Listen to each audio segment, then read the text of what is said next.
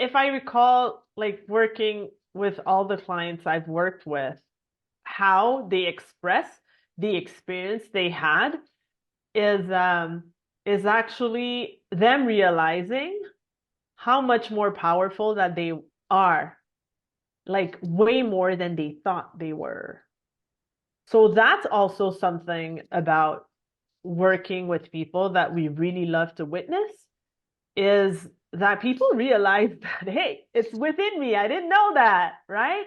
It's like when you dare to be in an uncomfortable space or when you experience something completely new in your life, if you don't dare to do it, then it's as if you'll never be able to realize like that this thing was within you and you were able to accomplish it, right?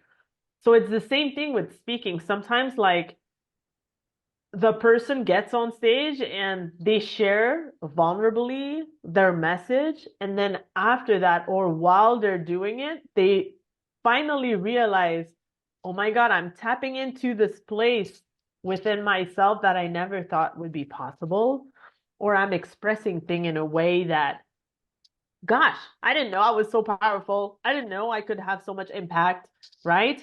People came to talk to me after and ask me questions and wanted to work with me. Like, people are surprised. We have to share that message extensively that there is something specific and unique about you that no one else has.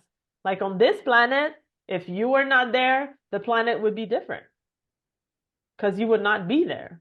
So you might as well like tap into that and influence people with that specific gift that you have. So it's also a journey internally, I feel, speaking. It's not only like who you influence and what impact you have on others, but also like how you discover within yourself, like the full power that you have. Yeah. It's like people say like the best way to work through your stuff is in relationship, and there's no way to be in a relationship without being in a relationship, right? Like Yeah. so you Yeah. can I've been trying for 6 years and it hasn't worked, you know. But with speaking especially, and I think too something that's resonating for me is coming up for me when you're talking about this right now is that like this idea of like when you are vulnerable, when you are your authentic self, it is plenty. I don't want to say it's enough. It's plenty. It's beautiful. And it's like to your point, it's surprising how much people receive from that. Like, so when you do that deep work, when you go down like to the core and you're like, this is what my soul, my stomach, my gut, whatever it is, this is what my insides need to share with this world. Um, you might get up there and it might feel effortless for you, and then you'll be surprised by how people, like you said, line up afterwards to talk to you.